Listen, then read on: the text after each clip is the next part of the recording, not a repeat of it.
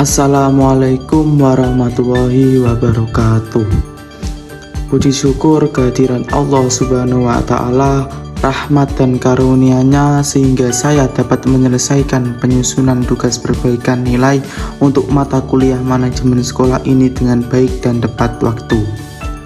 Tugas ini disusun sebagai bentuk pertanggungjawaban serta meningkatkan pemahaman materi sekaligus memenuhi syarat perbaikan nilai pada mata kuliah manajemen sekolah.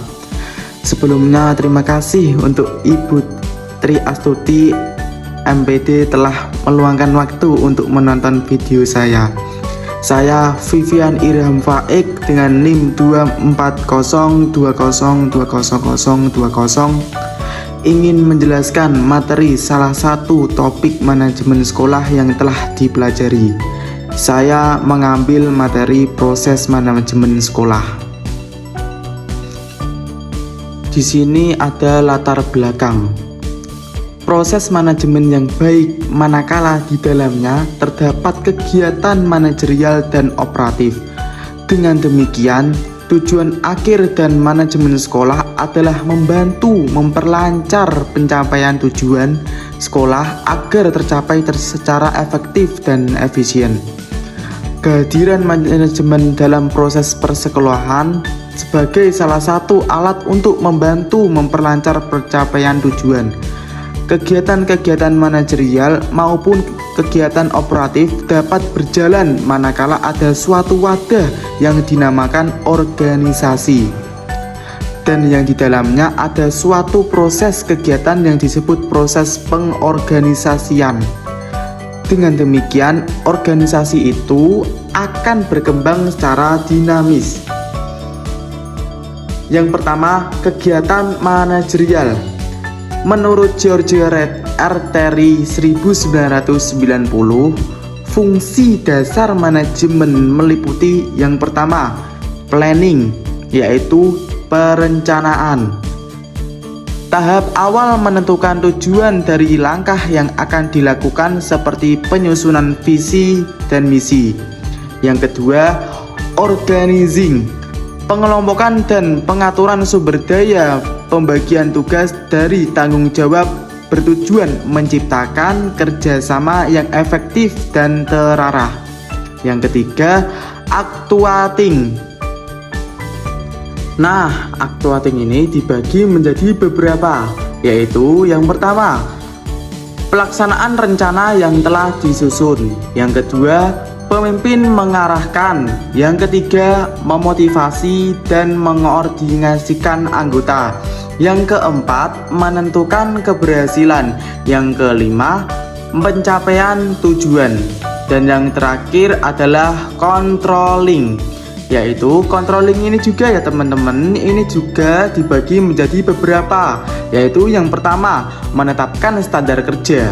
Yang kedua, memantau dan mengevaluasi pelaksanaan. Yang ketiga, melakukan koreksi jika terjadi penyimpangan.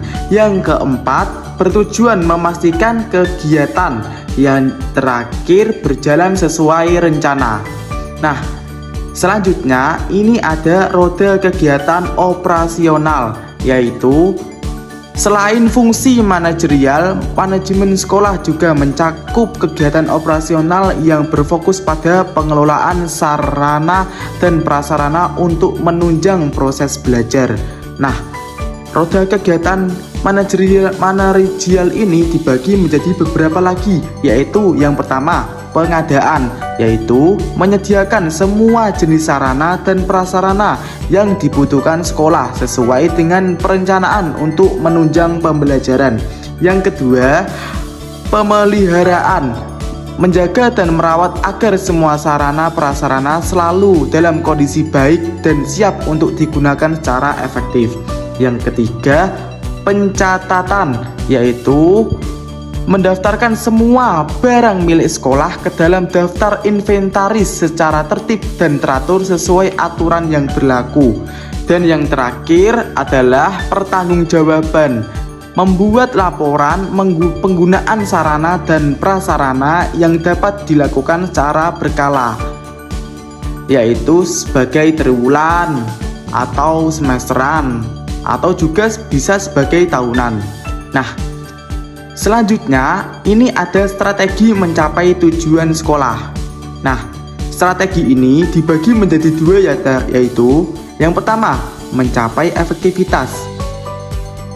Mencapai efektivitas dicapai dengan mengelola potensi manusia secara terarah, menyelaraskan peran anggota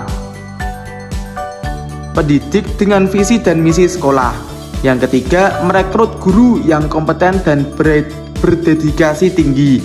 Yang keempat, menerapkan evaluasi kinerja berkelanjutan untuk impian balik. Yang kelima, merancang program pengembangan karir dan literasi digital. Nah, yang selanjutnya, yang kedua, mencapai efisiensi, yaitu yang pertama, efisiensi bergantung pada kemampuan mengoptimalkan sumber daya yang tersedia. Yang kedua, mengoptimalkan penggunaan keuangan dan sarana prasarana. Yang ketiga, menghindari pemborosan tanpa mengurangi kualitas layanan. Menciptakan iklim kerja yang humanis, inklusif, dan transparan. Dan yang terakhir, menjamin kesejahteraan fisik dan mental staf untuk penerimaan konflik. Nah, yang terakhir adalah kesimpulan. Kelompok 2 menyimpulkan bahwa manajemen sekolah yang efektif dan efisien adalah hasil dari kombinasi siklus manajerial yang sistematis dan manajemen operasional yang disiplin. Efektivitas dicapai dengan menyelaraskan kompetensi guru dengan tujuan sekolah dan adaptasi teknologi. Efisiensi bergantung pada optimalisasi sumber daya dan penciptaan lingkungan kerja yang positif. Kombinasi keduanya menciptakan ekosistem pendidikan yang stabil dan produktif untuk kesuksesan jangka panjang. Sekian, terima kasih. Assalamualaikum warahmatullahi wabarakatuh.